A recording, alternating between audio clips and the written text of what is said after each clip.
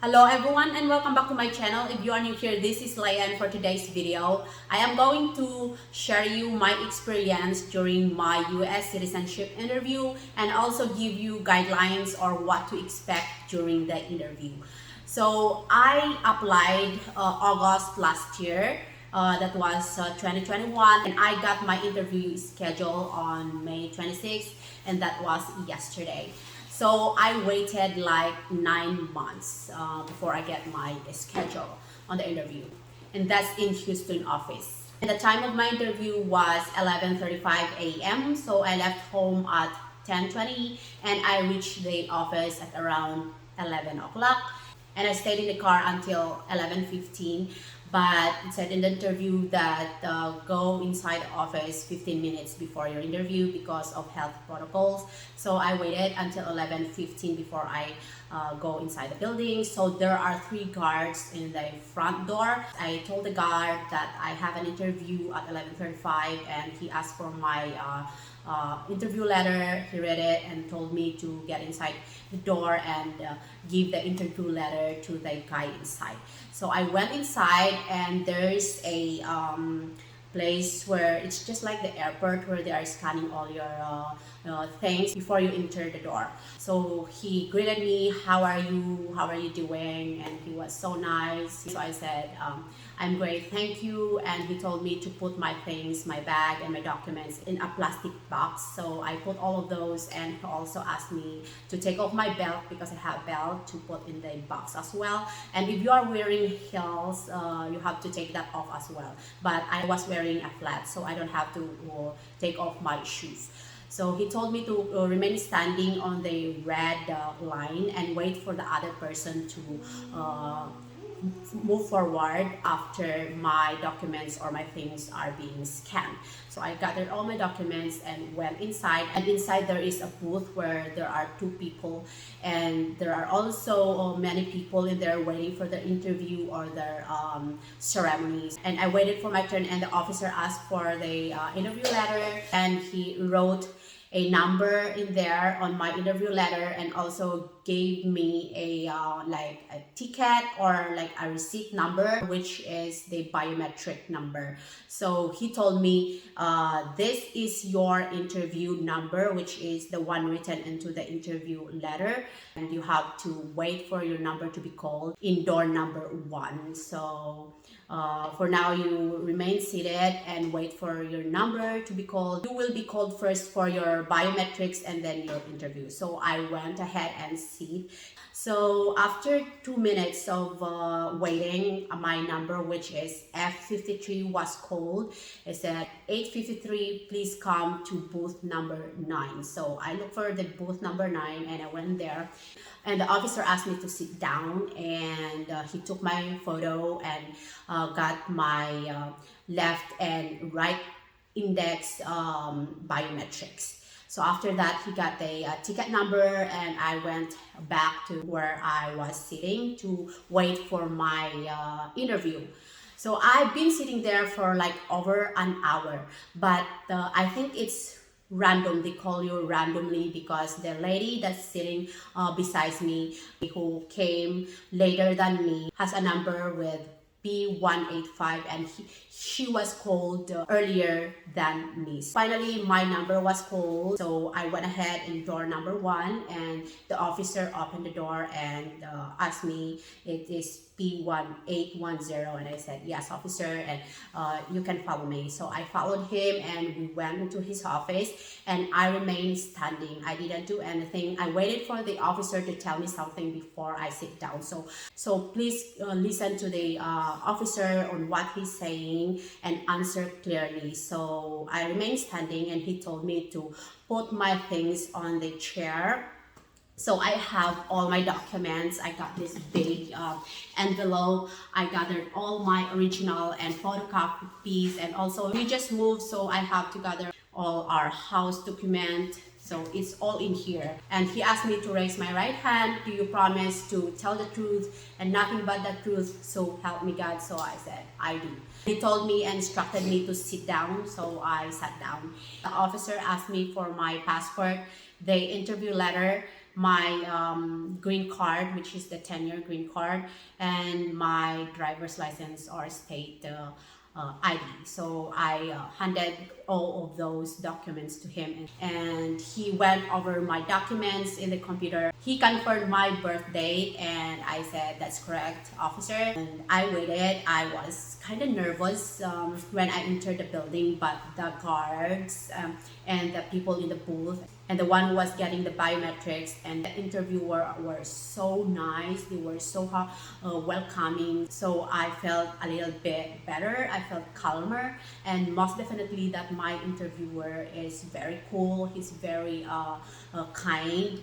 He's actually going through my N400 application. He asked me if I was divorced before or I am married to the same person, and I said that first I'm only married to one person, and I'm still married to that same person as of now. And he asked me if we have a child or children, and I told him that we have a daughter. The next part of the exam was the civic question. So I will just share to you the ones that I can contain right now because I forgot the other questions. So I just wrote it down on this paper so that I can share it to you. The first question that he asked me was, name one of the U.S. territory, and I said Guam. And when is the last day you can send in federal income tax form, and that was April 15. And what happened at the Constitutional Convention, and that was the Constitution was written. What is the reason colonists came to America, and that's freedom.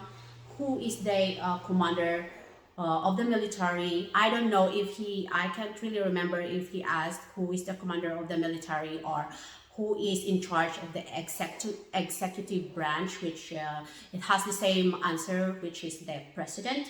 And when do we celebrate Independence Day? And I literally made a mistake on here. I told him it was June 4th, and I was, wow. When I realized that I made a mistake, that I told him the wrong answer, and he was, huh?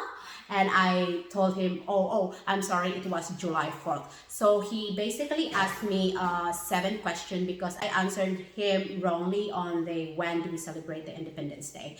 So he will ask you 10 questions, and if you answer the 6 questions, he will stop there as long as you answer them correctly. He said, okay, so let's proceed to the written and writing test.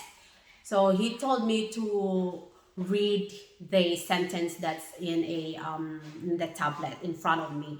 So when you go into the room, there's a tablet in front of you, and there's also a booth. So there's a glass that is dividing the front and where the officer is sitting.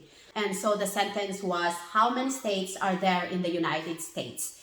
And I read that clearly and loudly. And then he said, okay, and can you write this down on the tablet? He gave me a pen so that I can write down what he's going to say, and that's the writing test.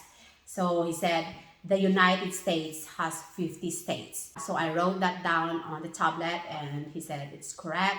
So after the reading and writing test, he went to the yes or no question, which is the last part of the N400 application. That's it. That's about my interview. And he asked me to read the information that was on the tablet. So it has my name, my date of birth, my address in there. So you have to read it carefully and see if it's correct or not, because that will be on your record for a lifetime or forever. And I don't know if you can change that after you sign it up. So if all are correct, then you can sign it up. And he handed me a paper, and he told me, congratulations, you passed the interview. So I was like, wow, thank you very much. I'm very grateful. And he told me that you did that. I wasn't the one who did that. You're the one who started. And I was like, I was so happy. I was smiling.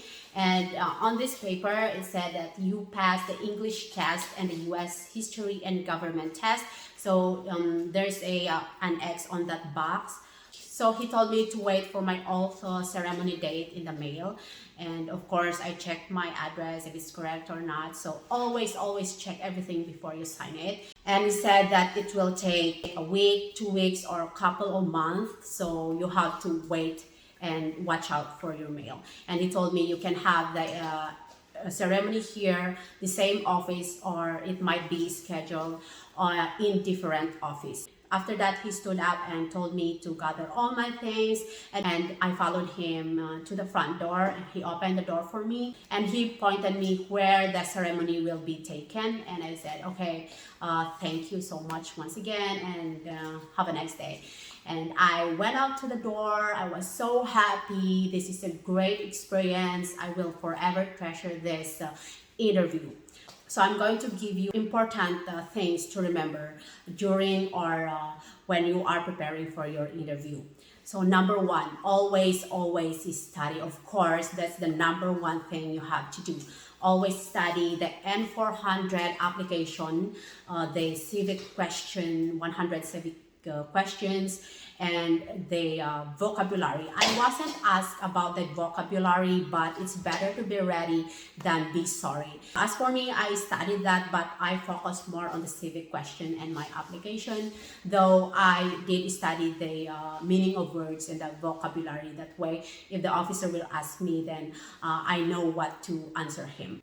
And number two, gather all your documents. Take it with you during the interview. As I said, I got a big envelope on here where I put the original and the photocopy of my documents. That way, if the officer will ask me the proof of my address, the original birth certificate of my husband or my passport or something like that, then I have something to show him. That way, it won't delay your interview and it will make your interview smoothly because you have all the documents to show whenever the officer will ask some proof. And number three, listen carefully and precisely on what the officer is telling you. So if you cannot hear or you didn't understand what the officer told you, then ask him nicely to repeat the question for you. Just ask if you didn't understand it, and they will definitely help you. So don't hesitate to ask if you can't comprehend on what they are saying. Number four, be respectful. Always say yes ma'am, no ma'am, no officer, yes officer. Respect begets respect. If you treat other person on how you want to be treated, then they will give that back to you. So always say yes ma'am, no sir, yes officer. Smile and be clear to your answer. Make sure the officer can hear it clearly. And number five, which is I guess the most important one, is pray. It gives me more confidence and calmness. And that's it, guys. If you like this video, kindly click that red button below and subscribe to my channel and drop your questions below. And if you have experience, then let others know how did it go. And don't forget to like and share as well, and see you in my next video. Have a good day, everyone.